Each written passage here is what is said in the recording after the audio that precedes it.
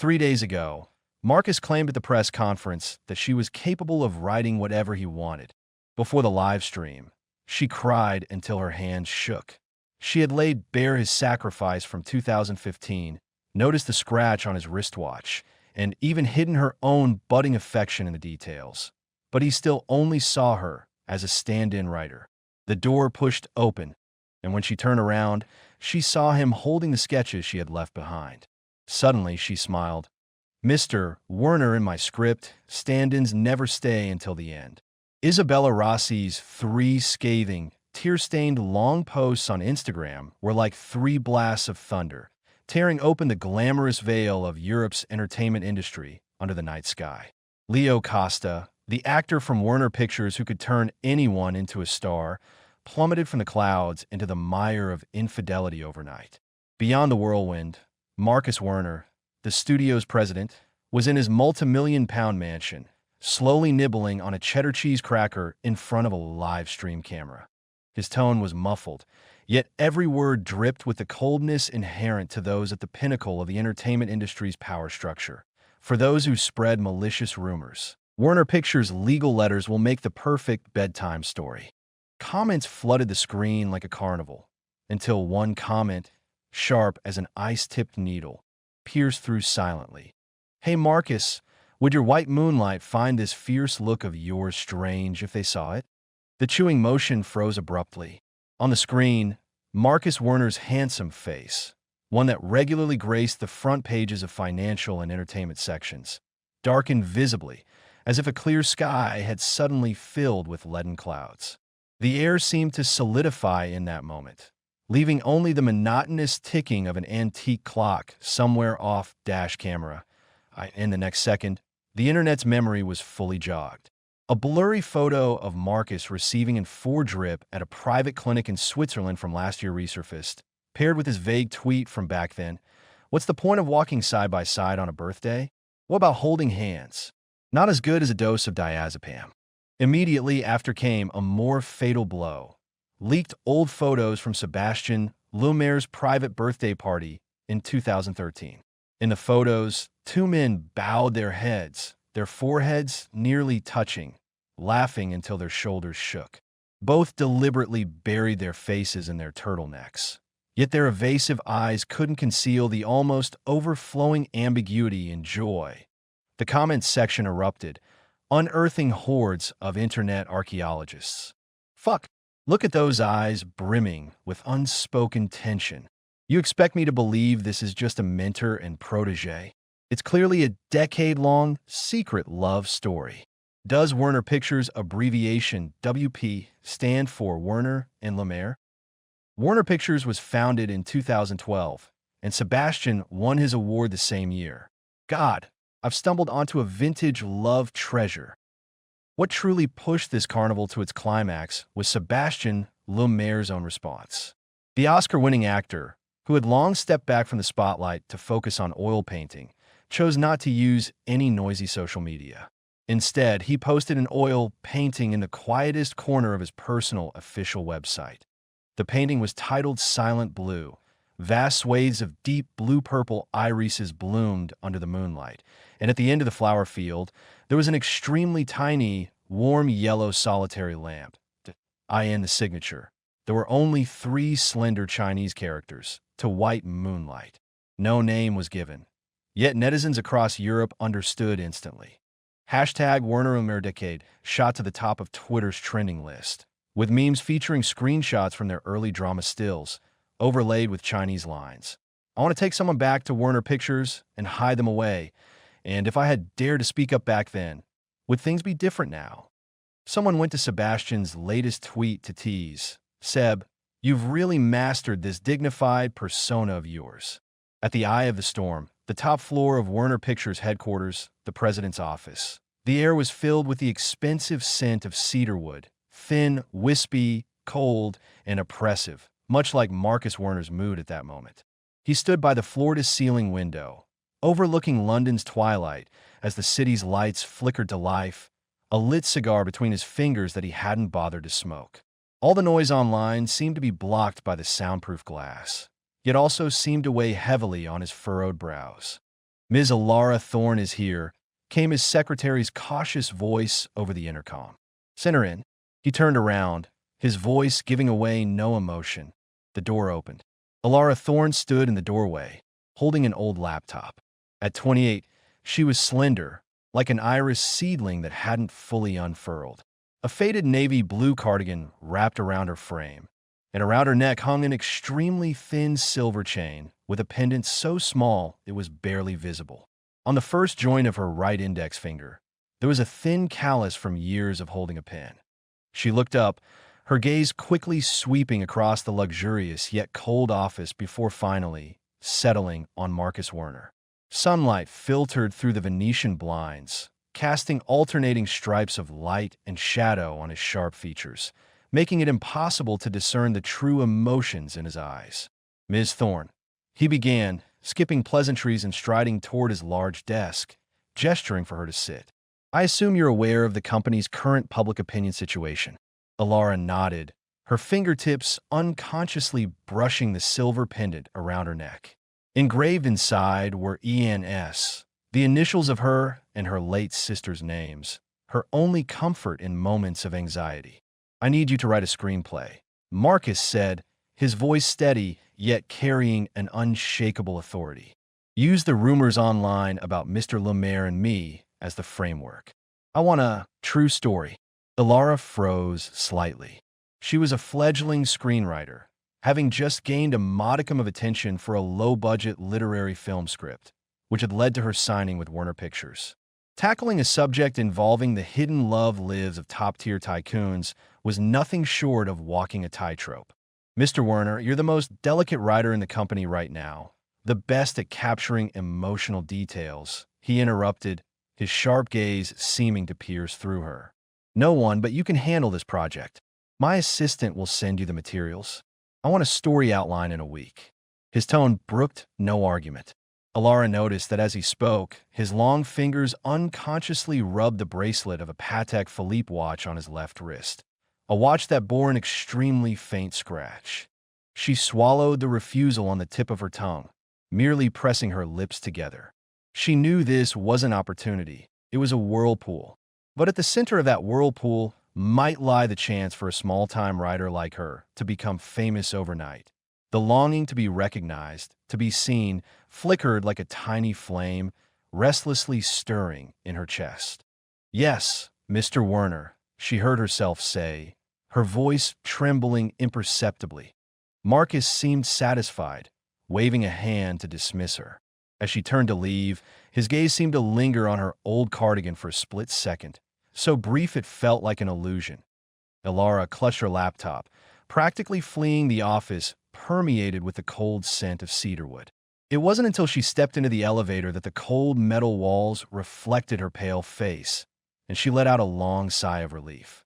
In a moment of weightlessness as the elevator descended, her heart seemed to plummet with it, a screenplay. The true story of Marcus Werner and Sebastian Lemaire. It was like being asked to decipher an unwritten book, to depict a wind that had brushed the heart without leaving a trace. In the days that followed, Alara shut herself in her rented attic studio. Sunlight streamed through the skylight, casting dappled halos on the floor covered in notes. A half-cold pour-over coffee emitted a bitter aroma on the desk, its rim adorned with a tiny iris sticker she'd drawn. One of her few small indulgences. Online, the archaeological dig grew more intense. Someone uncovered that on Sebastian's birthday in 2013, Marcus had posted a photo of irises with no caption. 10 days later, he posted another, with the caption, "Listening to you tonight." In that year, sharp-eyed netizens pointed out, was the eve of the rift in their relationship. Alara frowned at the massive database sent by Marcus's assistant. Mostly public news reports, group photos, and video clips of acceptance speeches. Between the lines and behind the camera, one could glimpse rapport and admiration, but not the truth that Marcus demanded. She remembered Marcus mentioning delicacy and capturing emotions. Perhaps the fragments beyond public records were the key to the puzzle. She thought of someone, Sophia Lemaire, Sebastian's younger sister and the owner of a small London gallery called Iris. Alara had visited several times because she liked the gallery's style, even buying two small illustrations to decorate her attic, so they had a passing acquaintance. Gathering her courage, she sent Sophia an email tactfully stating that she was working on an art-related project and hoped to gain some inspiration and materials from her, especially regarding the expression of hidden emotions. To her surprise, Sophia replied quickly, inviting her to the gallery for a chat. The Iris Gallery was tucked away in a quiet neighborhood. Pushing open the door, a faint smell of turpentine lingered, mixed with a delicate, almost imperceptible scent of irises.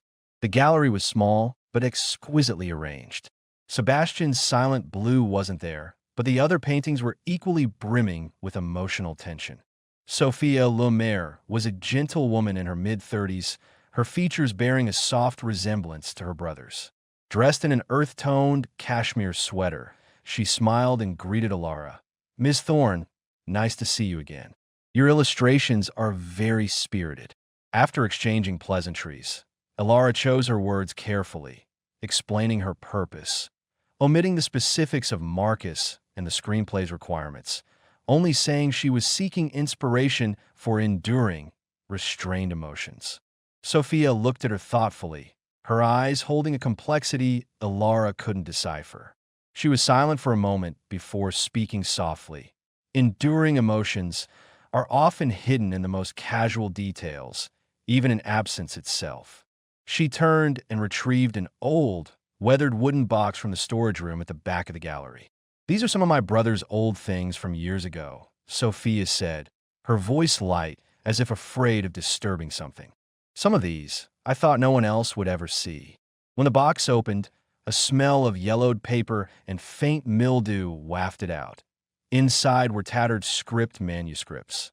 The original 2008 draft of the Rose Manor, its edges curled, covered in dense annotations in two distinctly different handwritings, one sharp and urgent, the other gentle and unhurried.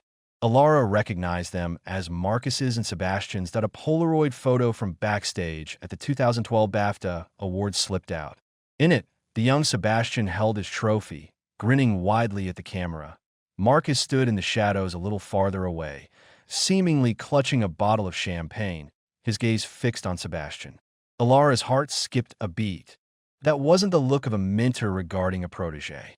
There was something more complex, more fiery in it. Pride, relief, and an unspoken, profound affection. She also saw a neatly folded dark brown cashmere scarf, its edges bearing clumsy hand-knitted patterns, a badly worn leather watch strap, and an old fountain pen with tiny initials NW engraved on the cap. Alara's fingers brushed these time-worn objects, and it felt like an electric shock, her fingertips tingling slightly. These cold, old things seemed to come alive in that moment, whispering a past she had never witnessed but found deeply stirring. "Emotions are sometimes like the paint cracks on my brother's paintings," Sophia's voice echoed faintly. She had picked up a small sketch and was pointing to the tiny cracks along its edges. "Look, layered over, covered up, revised, but the marks are always there, becoming part of the painting, even its most unique part." Alara looked up, catching sight of the plain silver ring on Sophia's left ring finger, glinting softly. When Alara left the gallery, her heart was heavy with emotion. She carried a stack of old magazines and albums Sophia had lent her. Among them, some of items bearing traces of the two men that Sophia had accidentally included. Back in the attic, she hurried to organize her findings. Inspiration flooded in like water, bursting a dam, and the outline progressed rapidly. The characters in her writing were no longer flat symbols, but living, breathing people with warmth, regret, and the scent of old things. Marcus summoned her again soon after.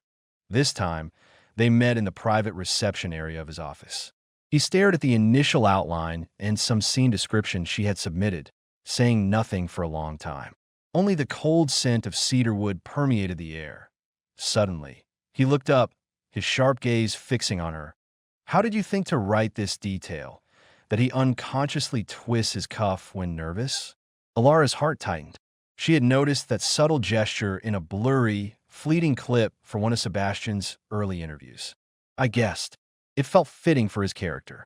Marcus's deep gaze lingered on her face for a few seconds, his scrutiny making her squirm.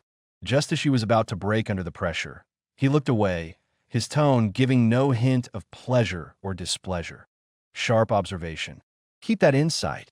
He stood up, retrieved a bottle of mineral water from the bar, and asked casually, I heard you visited Sophia's gallery? Alara took the water, the coldness of the bottle calming her slightly. Yes, to find inspiration. Oh, he raised an eyebrow. What did she show you? Some paintings. We talked about the art of emotional expression. Alara told a partial truth, her heart pounding. She had a feeling Marcus knew more than he was letting on. His gaze returned to her, this time seeming to see through her to some distant point in time. Suddenly, he said, You look good in light blue, especially with iris patterns. Alara froze. The next day, an expensive light blue silk blouse was delivered to her studio. Embroidered on it were delicate, subtle iris patterns. She stared at the blouse, her fingers brushing the cool, smooth fabric, a strange feeling welling up inside. It wasn't surprise or gratitude, but a subtle discomfort, like being treated as a replica. She thought of Sophia's words, of the similar-colored sweater Sebastian often wore in old photos, but she put it on anyway. For her next meeting with Marcus, when he saw her, he clearly froze, a flicker of confusion in his eyes. Though he recovered quickly, Alara didn't miss that moment of distraction. Throughout the meeting, he seemed unusually patient, even curling the corner of his mouth into a faint, almost imperceptible smile as she explained a plot point. Alara's heart felt like it had been brushed lightly by a feather, a tingle spreading through her. She quickly lowered her head to hide her sudden fluster. However, this delicate atmosphere was soon shattered. During a debate over a script detail, Alara insisted that an emotional transition felt too abrupt and needed more build-up. Marcus grew impatient, his fingers tapping the desk unconsciously, a habit Sebastian had when thinking. No need for all the fuss, he said sharply. Change it as I said. I want the feeling, the kind of... He paused, as if searching for the right word. The kind of feeling only he would understand. Alara repeated unthinkingly. The air in the office turned icy. Marcus's eyes turned cold and sharp, like a beast whose tail had been stepped on. He stared at her, his voice dropping 2 octaves, a clear warning in his tone. Ms. Thorne, just focus on writing the script. Don't ask questions that aren't your concern. Alara felt as if a bucket of ice water had been poured over her head, the faint flutter in her heart freezing instantly.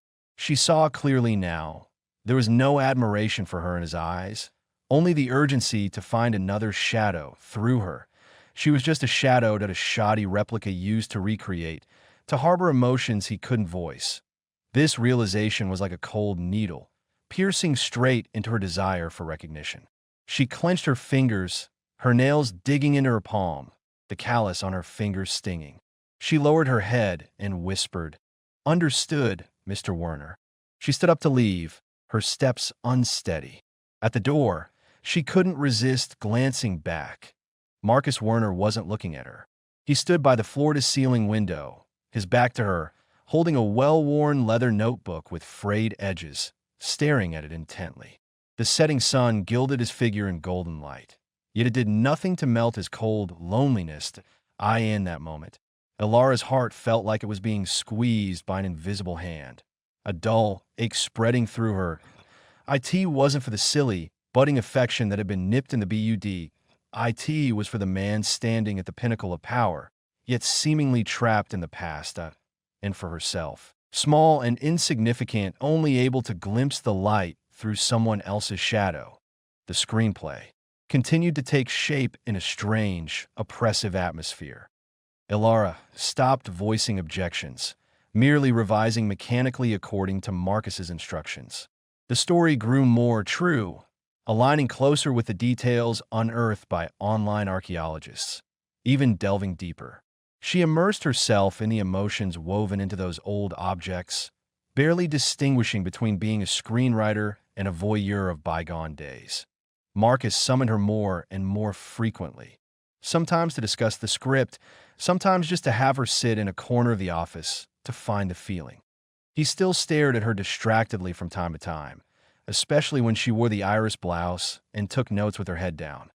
Once, Marcus was called away for an urgent phone call, telling her to wait in the office. Ilara was left alone in the vast space. The cold scent of cedarwood clung to the air, making it hard to breathe. Bored, she glanced around, her gaze finally settling on his massive desk. The surface was impeccably neat, documents sorted by category in matching colors. Except for one drawer, left slightly ajar, a corner of brown paper peeking out on impulse. Ilara walked over. Her heart raced, guilt and intense curiosity warring inside her. She pulled the drawer open gently. Inside, of course, was the old leather notebook. Beside it lay several sketches her breath caught. They were her drawings, casual doodles she'd scribbled in the margins of script drafts, on coffee cup stickers, sparrows on a windowsill, wilted irises, street lamps on a corner, even a hasty sketch of her own profile. They had been carefully, even cherishly, stored in this drawer, tucked under an exquisite rosewood box. Ilara's fingers trembled as she touched the stack of sketches. The cold paper felt like it was burning her fingertips. Why? Why would he keep these worthless scribbles that weren't even real art? Her gaze shifted to the rosewood box. It wasn't locked. After a minute of fierce internal struggle, she finally opened it, her hands shaking. Inside was nothing she had expected. No more secrets about Sebastian. Only a letter, a yellowed letter, its folds nearly worn through. Unfolding it, she recognized Sebastian's familiar, slender handwriting. The date was March 2015. Marcus, I never thought we'd end up measuring our relationship in benefits. The BAFTA trophy is heavy, but not heavier than the choice you made. I always thought I was your one and only exception, but now it seems I was just a convenient pawn in your business empire. Goodbye. Take care. At the end of the letter were faint marks blurred by water. Tears, perhaps, or wine.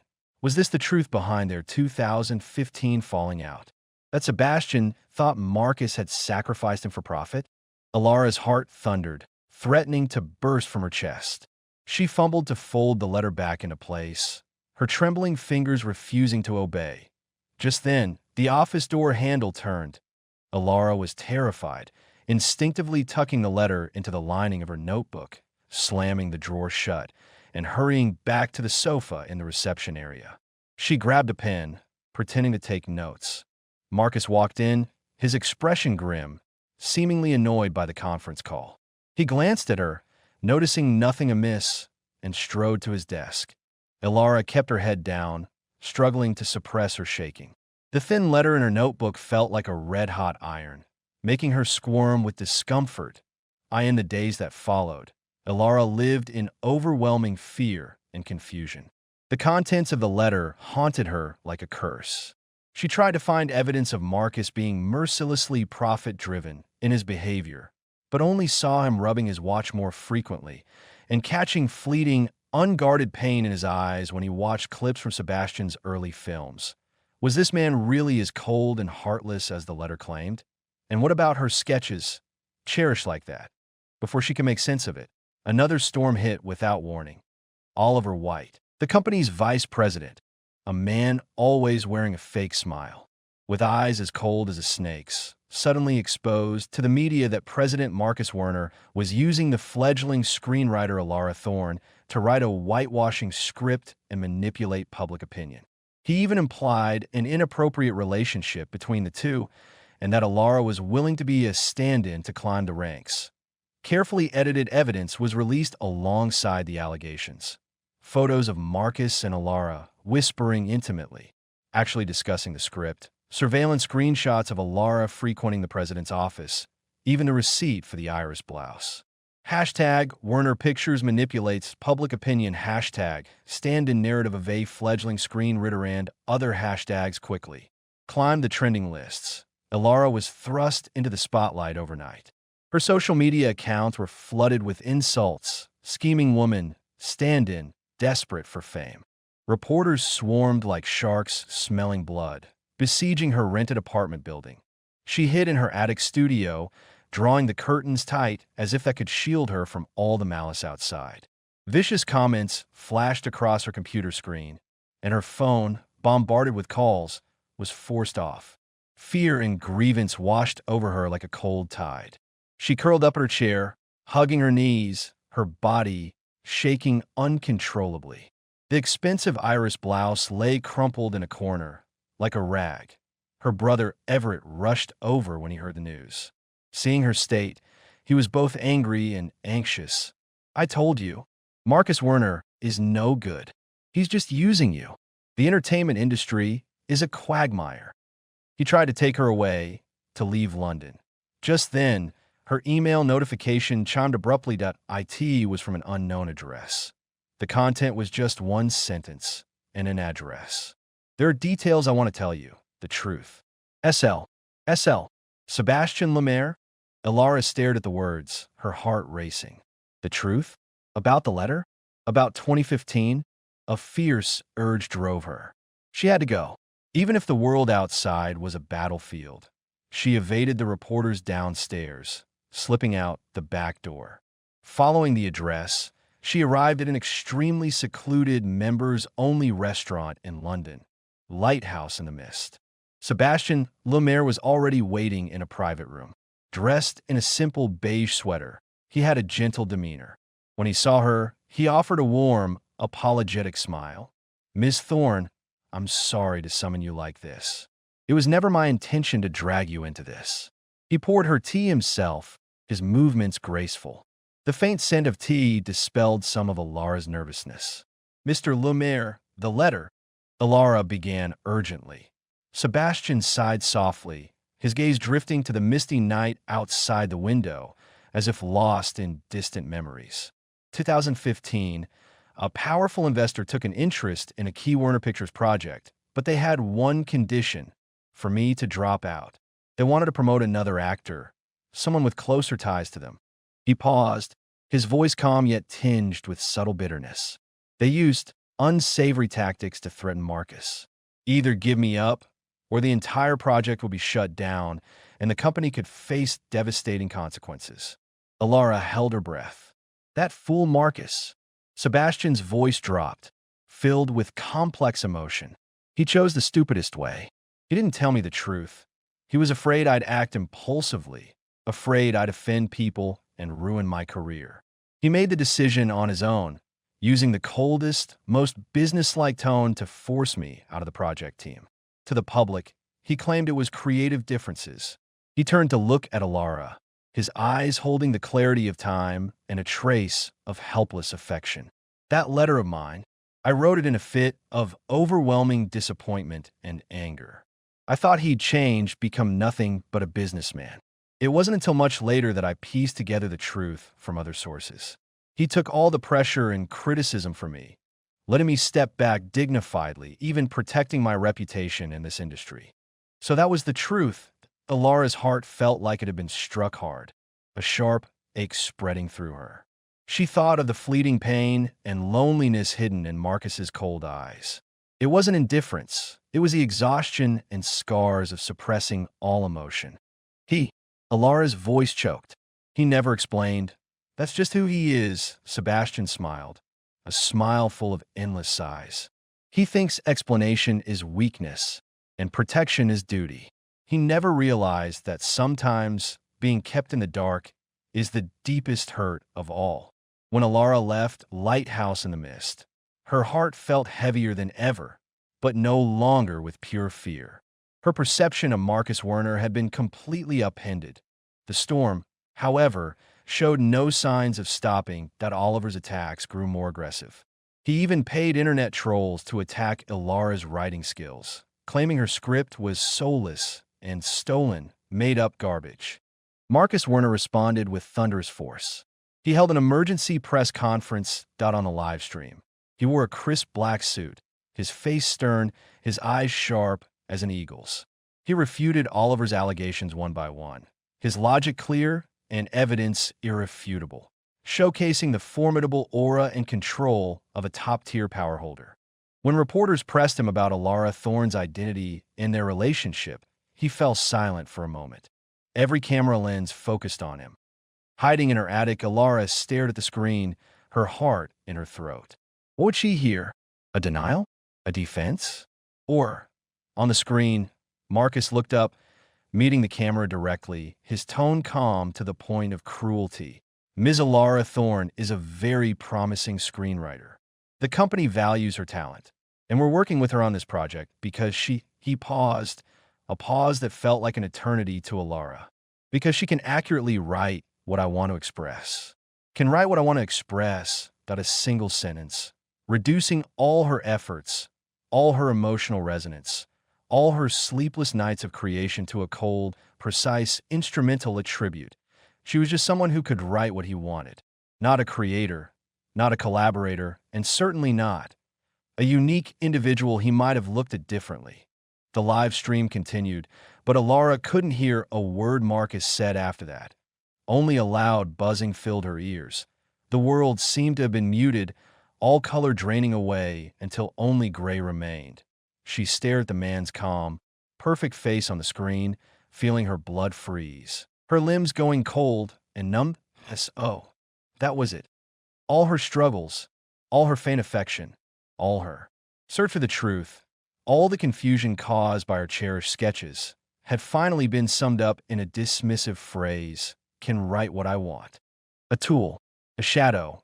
Nothing had ever changed. A hot tear suddenly splashed onto the back of her hand, burning her. Then more tears poured out, blurring her vision. She made no sound, just sat there silently, as cold despair and overwhelming humiliation washed over her, drowning her completely. Outside, London's sky had begun to rain again. Dense raindrops tapped against the window pane, a dull, persistent sound, as if playing a mournful dirge for her broken heart. Marcus Werner's decisive actions quickly took effect. Evidence of Oliver White's embezzlement and manipulation of public opinion was uncovered, and the board of directors immediately fired him, vowing to pursue legal action. Leo Costa's infidelity scandal was long since forgotten amid the bigger storm.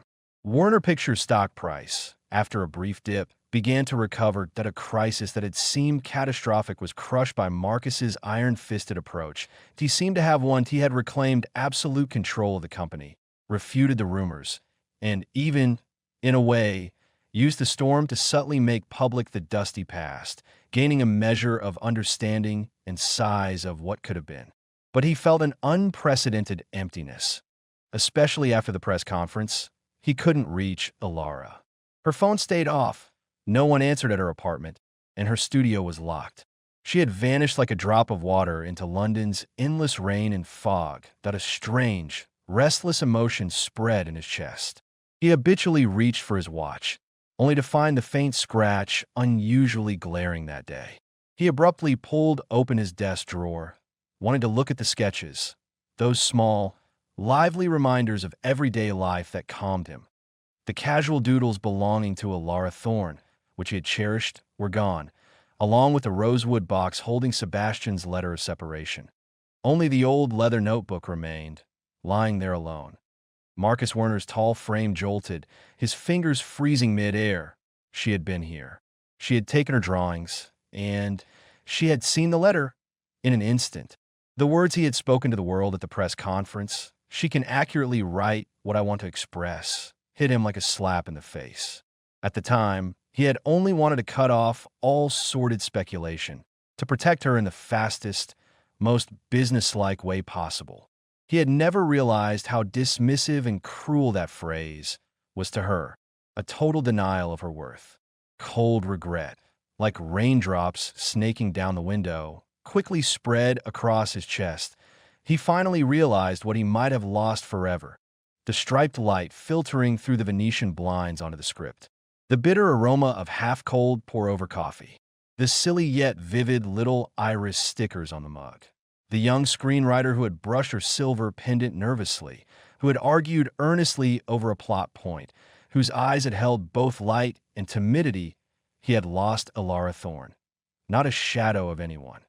Just Alara Thorne herself. At a few days later, Alara, through her brother Everett, formally submitted her resignation to Warner Pictures, along with a short letter thanking the company for its support and stating that she could no longer continue working on the screenplay due to personal reasons. Marcus held the polite, distant letter, his knuckles white from gripping it too tightly. He drove directly to Alara's attic studio. The door wasn't locked. He pushed it open.